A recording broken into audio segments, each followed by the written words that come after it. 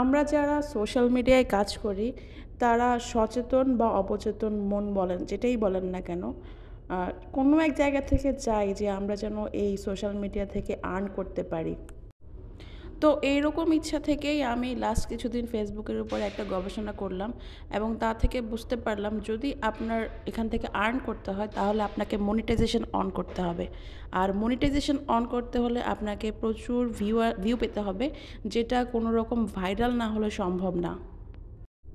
তো এখন কথা হচ্ছে যে কিভাবে ভাইরাল হব।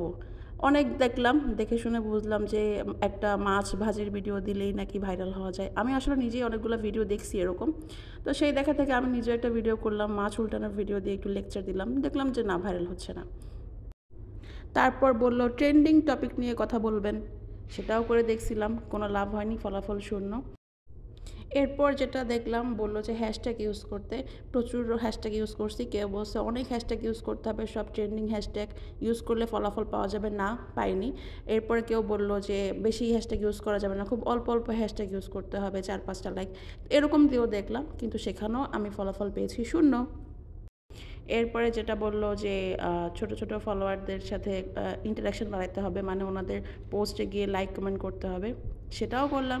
সেটা করার পরে ফলাফল যেটা পেলাম সেটা আসলে বলার উপযুক্ত না, সেটাও জিরো। তো সব কিছু করে টোরে যা বুঝলাম যে ফেসবুকে যদি আপনি ভাইরাল হতে চান তাহলে আপনাকে দুইটা কাজ করতে হবে।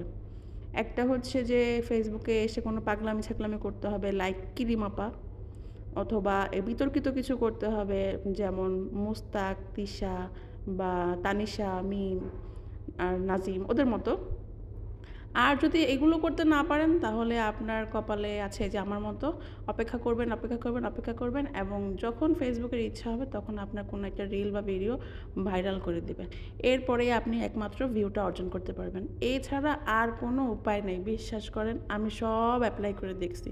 আমার নিজের এক্সপিরিয়েন্স থেকে আজকে আমি এই ভয়েসটা দিচ্ছি। আমার ছোট মামা শ্বশুর একটা কথা বলে, যদি থাকে নসিবে আপনি আপনি আসিবে। এই কথাটা আসলে কী পরিমাণ যে সত্য কথা, মাঝে মাঝে ঠেকায় পড়লে বুঝতে পারি। সব কিছু করে যখন ব্যর্থ হই তখন নিজেকে এটা বলেই সান্ত্বনা দেই যে আমার হয়তো নসিবে নেই, আমার ভাগ্যে নেই, তাই আমি পাচ্ছি না। যখন থাকবে তখন অবশ্যই পাবো, ইনশাআল্লাহ।